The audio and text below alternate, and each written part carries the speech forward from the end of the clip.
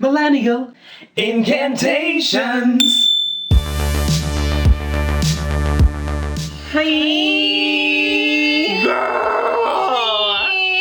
Hi. Hi. I'm David. I'm Jamie. And I'm Siren. And you're watching Millennial Incantations. And today we are going to be talking about your altar. Your best witchy altar ever. So, we're going to define an altar as a table or place which serves as a center of worship or ritual. I actually think Merriam-Webster also defined it that way. Whatever. And what your altar is really just like a physical representation of your faith. An altar can serve any number of functions, whatever you want it to do. It should be personal. Oftentimes it's used as a gathering place for you to work your magic, a place to concentrate your power, focus on your life, or just a place that, makes you feel something. Yeah, a place that evokes the emotion that's strong enough for you to use it to perform.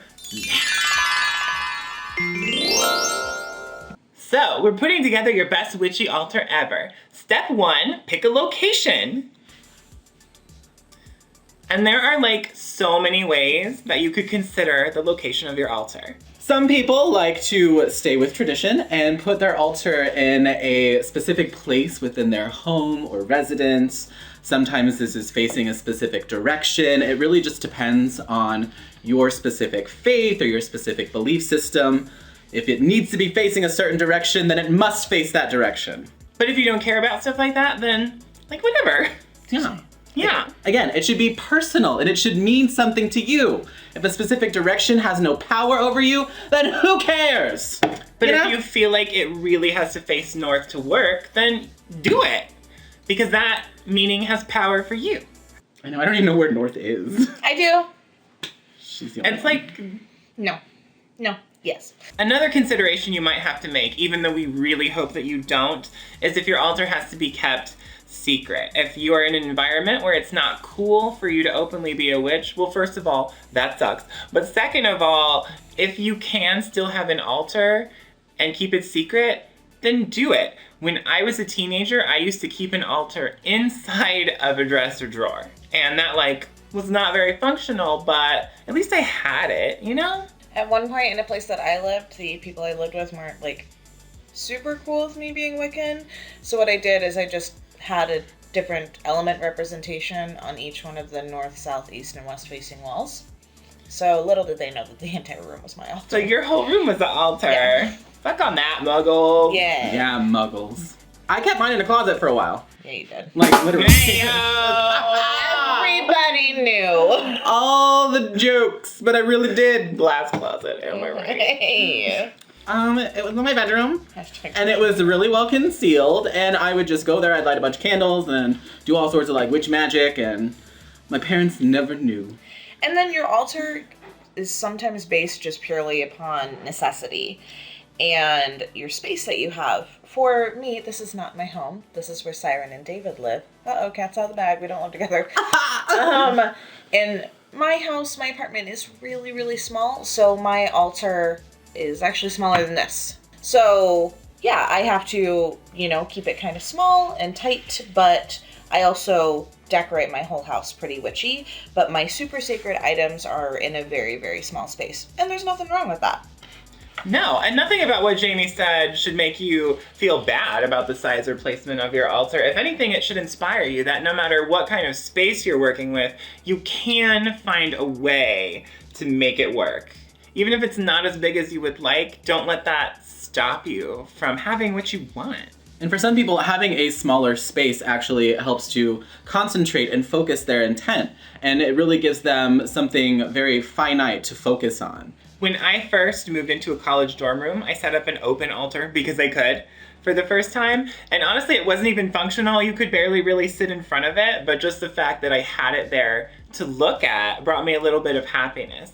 And if one tiny little altar that barely fits in your living room makes you happy, do it anyway. That's so cool. Another consideration when you are finding a location for your altar is just the aesthetic. How do you want the room to look? What sort of tone are you setting? for the room? Do you want it to be a close-spaced altar, just like in the corner? Do you want it to be the focal piece of the room? How do you want it to be expressed? Do you want the energy to go out? Do you want it to draw something in? So think about those things when you're finding just the location, just the placement. Or sometimes it's just something that's part of your home that's absolutely beautiful. And like, what else would you do with it? Like, some people have built-in cabinets. I don't, but that would be cool as hell. Some people have awesome, like, mantelpieces on their fireplaces that they would use for an altar. I mean, why wouldn't you? And a final consideration for where you place your altar is function. Is it going to work for you in the space that it's in? Now, you'll notice that this one we're sitting in front of is actually in the middle of our living room, and that's great because it's round and we can fit like 12 people around it. If we have the whole coven over, we can all sit at this altar, and that works out really well. Some of you watching this may be solitary witches though, and all you really need is a table up against a wall that has room for you to sit in front of, and that works out great. So in consideration of where to put the altar, again, think about the intent. What is the focus of the altar? What is the point of it? And then make sure that the space serves the function. And make sure that you're gonna be comfortable. That's really important. For my altar, what I have a tendency to do, because it's more like a bookshelf, I can't really sit in front of it. So what I'll do is generally take my items off and place them on the floor wherever I'm going to be doing a ritual. Yeah, and having your altar be on the floor is fine. We did that for years. Oh, it was so cool though. It was awesome. I actually preferred that. At one of our residences, half of my room was devoted to just my altar. And so I had like this really big tabletop just set on the floor, covered with beautiful altar cloth, and then again, just adorned with every single magical item that I loved and that I had in my possession. And also it really scared my mom. Yeah. Yeah, she thought I was a scary heathen. You are. Can you imagine? I'm so kind. Oh and my nice and God. sweet. Oh my God. Okay, so let's get down to business. Yeah.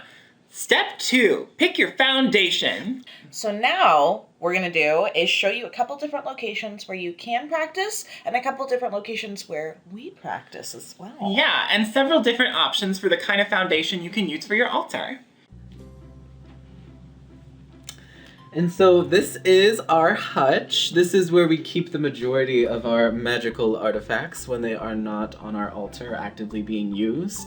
We do have it set up so that way our items of power are displayed proudly, because that's our center of power. So our items are displayed here quite openly. We have all of our ritual candles. So yeah, this is just where we keep our magic, you know? You just gotta run to the cupboard for a couple things. Oh, you need some tarot cards? Let's get them. You need some candles, some string, some sashes, some lays? What you need? So, hi, I'm Jamie and this is my lovely home. And as we were stating before, sometimes you have a really, really small space to work with. Me, for instance, I have a little over 600 square feet to work with when it comes to my entire existence. So that means that I just have a smaller altar. And this is just the altar. The rest of my house is super witchy too, but this is just the specific place that I keep all of my things for worship and ritual. And when you're working with such a small space, sometimes the only really important thing is having a physical representation of your faith. And the thing that I love most about my altar is that every single piece in here has a story. It's either from someone or is with someone when I got it, or we created it together. That's one of the most important things about an altar is it might not be traditional in a sense, but as long as it means something to you and it's significant to you in your faith, that's all that matters. So this is my bedroom altar that I built so that I could practice alone in here if I needed to get away from everything else. So it's really just this cute little tray that I got in the craft department. And I have this tiny little pentacle and a shot glass for water. Girl. I made a wand out of a stick and some ribbon. And this is a letter opener. And it was super fun and easy to put all these things together. So even though it's small and not really like a whole lot, it gives me the power to practice my spirituality in my own like safe space in here. And so it's very important to me for that reason. You guys are cute. And we used to have to bring the altar out, set it up, and then pack it away when we were all done. Yeah, we had this ridiculous awesome tabletop that we painted that we would keep up against the wall when we weren't using it. And we'd bring it out to the living room floor when we were gonna have a Sabbath. So like, even if you don't have a space to leave an altar all the time, doesn't mean you can't have one. We even have a special altar for tarot reading. So this one will tell you how like all of your problems are your fault, and this one will predict the exact manner and moment of your death with excruciating detail. Ew. But like, what really is a foundation? Like literally any flat surface. So just like a table? Yeah, like a table. Or Siren's like flat ass, pancake ass, ass? Yeah. You can build an altar on your coven mates. I would love for both of you to worship at the altar of my ass. And so on top of Siren's ass, the table, we generally like to pick an altar cloth. And today, Damn hands. we have chosen this boy. Yeah, isn't it pretty? Yeah. Yeah. Now you totally don't have to use an altar cloth, but I really like them because you can sort of change the feel of your altar depending on what you want to do that day. So like this one just kind of has this sweet magical vibe, but if we were celebrating like a Sabbath, then I could put out something seasonal, or if we were doing a specific kind of spell, I could put out an altar of a color that aligned with our desire. So I just really like them, and I really like fabric. Anna? So, you have your established foundation. You have your lovely, tailored, chosen altar cloth. What the f*** are you gonna put on it? Step 3, tools. Adornments. Effects. Tchotchkes. Atoms. Junk. Crap. Yeah, crap. Altar crap. Magical artifacts. Yeah. Just like stuff. Stuff. Magical stuff. Yeah. At any rate, so it's just what are you gonna put on your beautiful altar? You know what I mean?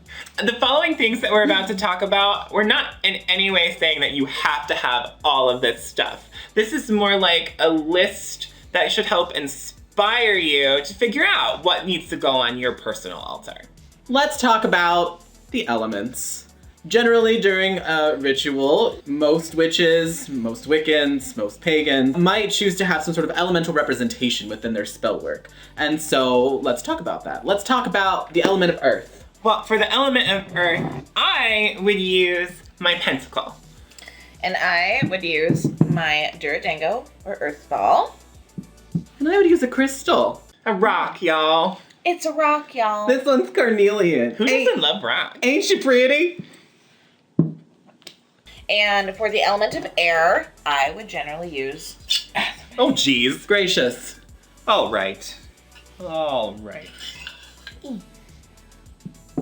And I might use a fan.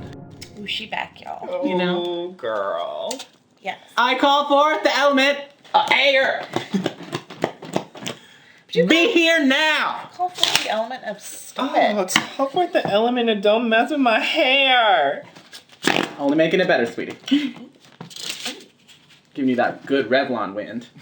However, some traditions, rather than use an athame, will use the wand to represent air. And this is largely Celtic traditions. But hey, that's cool. You do you.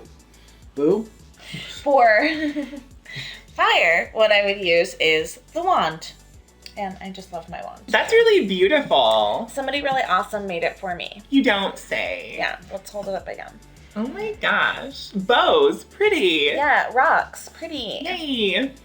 So, a tool that may be a little bit more literal and possibly less self-congratulatory is a candle. But so pretty. Yeah. Literal fire. Fire. Get this to represent fire. Yeah, I love it. Who would have thunk? I love that. And so those traditions that use a wand to represent air would likewise use an athame to represent fire. Finally, for the element of water, traditionally one would use a chalice that actually has water in it. I know, literable, but pretty. And I like to use my cauldron for water. Also pretty. Mm-hmm. So bog witch of you. Oh Yes. my god. It's my Toad aesthetic. spog witch. And I like to use whatever drink I happen to have in my hand at the time. He's not lying. Because he a lush. Mm-hmm. I just like to focus my power on something that means a lot to me. Drinking? Enjoying myself! Okay. And then, of course, on your altar, you want to have a representation of divinity. And for me, a representation of the earth goddess is what I like to have. For me, I think about divinity in a lot of different ways, but my favorite here is my girl Artemis. Y'all, because she's a badass, because she's like the patriarchy and like save the planet and like don't be a dick to women. Yeah. Yeah. For me, I don't necessarily spend a lot of time thinking about divinity per se, but I do like the idea of coalescence of energies and archetypes. And so for me, I guess my personification of that energy expression would be Aquaman. Yeah, girl. Yeah. Yeah. He's like a superhero. He's got powers. He's strong. He's also really underestimated all the time. And I just vibe with that. And he talks to fish just like you. Yeah! Fish are cool, y'all. And that butt, though. And that butt, though. You can't. That's nothing to shake a trident at. I'd worship on that altar, y'all. Ooh. Anyway, Aquaman. Some more to be. Ooh, so more better do. Ooh. I do want to add in here that if having divinity representations on your altar is uncomfortable for you because you're agnostic or atheist, then by all means don't do it. Don't pretend to be something you're not. Being atheist or agnostic and a witch at the same time is totally awesome, and you are valid, period. Yeah. Yeah. Right. The next thing that you might want to add to your altar are tools that represent the purpose of your spell or ritual, or things that you're actually going to be physically using, moving around during the spell or ritual. So the first choice for me, always, is going to be my book of shadows. Siren. Don't you dare put that on the altar. It is forbidden. Okay. Well, if like there was room, I would have the Book of Shadows on the altar so that I could read my ritual or spell from it.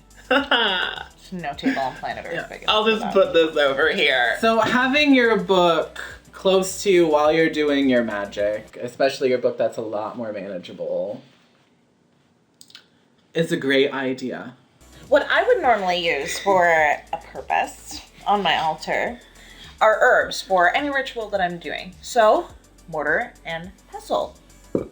So let's say you were going to do a spell or ritual for protection. I would use my cute little witch bottle. Cute. I know, right? Oh my god. Oh my god. Oh my god. Oh my gosh. So another thing that you could add to your altar is an object of sentimental value. Something that, again, catalyzes an emotion for you. Something that helps you feel the magic. Something that helps you breathe true, honest, genuine emotion into your spellcraft.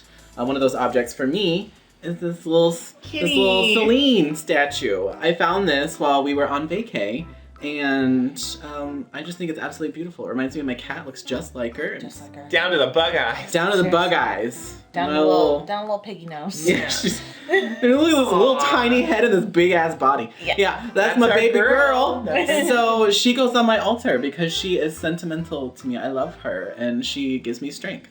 And for me, it has been for many, many years, owls. And this is just the one that's on my actual altar at home.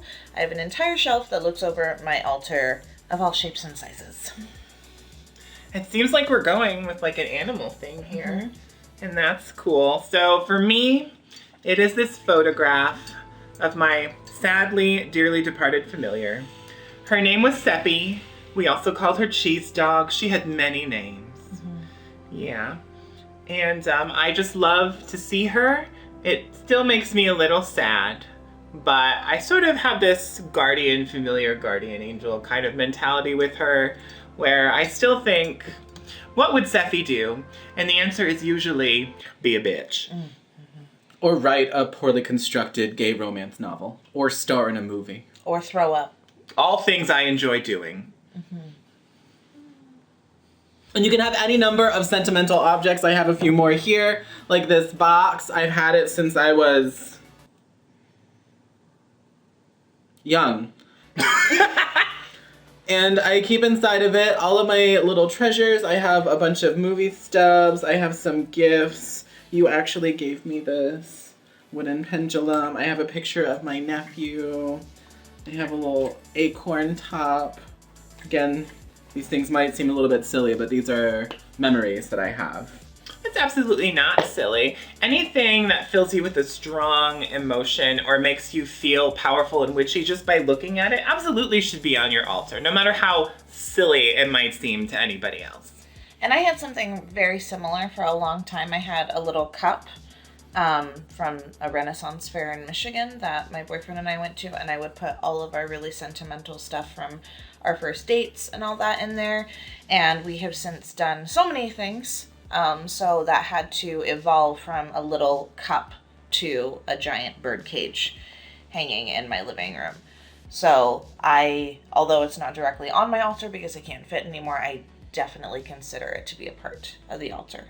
So if you're unsure about what kinds of things you should use to build your altar, behold! That was the thing.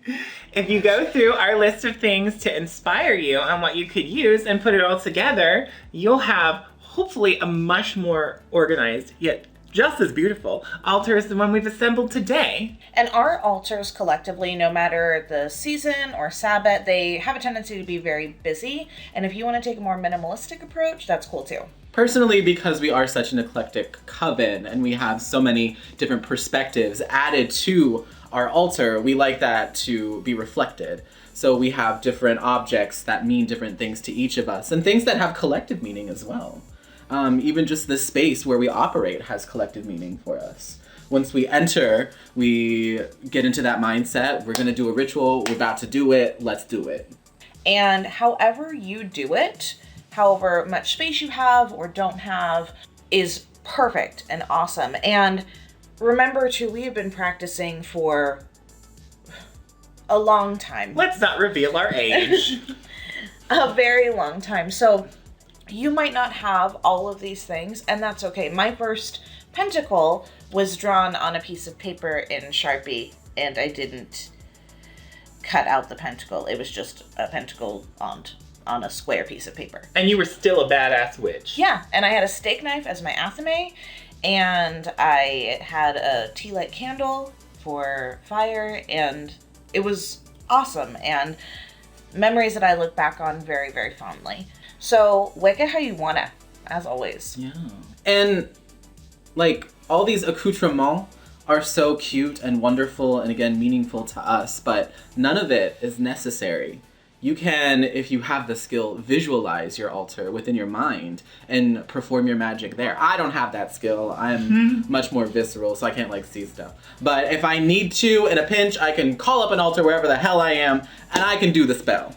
But, you know, seeing things like this and being in a community that we've kind of created together really does help me access my emotion and my strength within magic. And remember that the altar does not define your magic. The magic defines your altar.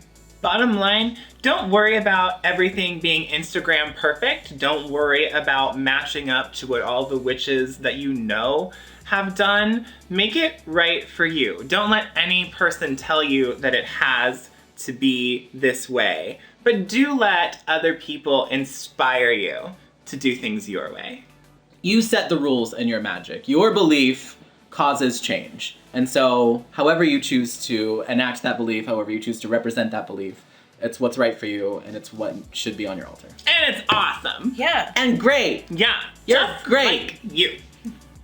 And we would love, love, love to see pictures of your altar. So shortly after we first post this video, we're also going to start an altar photo thread on our Facebook page, Millennial Incantations. So drop in there and show us some fabulous pictures of your altars. Show off, girlfriend, because you are awesome. Yeah. Yeah. And as always, leave us a comment below. Let us know what you do different, what you do the same. And don't forget to ring our bell. Yeah. Like Yeah. and subscribe, Like and girl. subscribe. Like, please. Come on. Yeah. You know you wanna. We said we weren't going to be desperate this time. I don't recall. Yeah, I don't remember that being at all. Bye. Bye. There we go. Put your gullet more in frame. I will ask you to please not refer to any part of my body as a gullet. Thank you.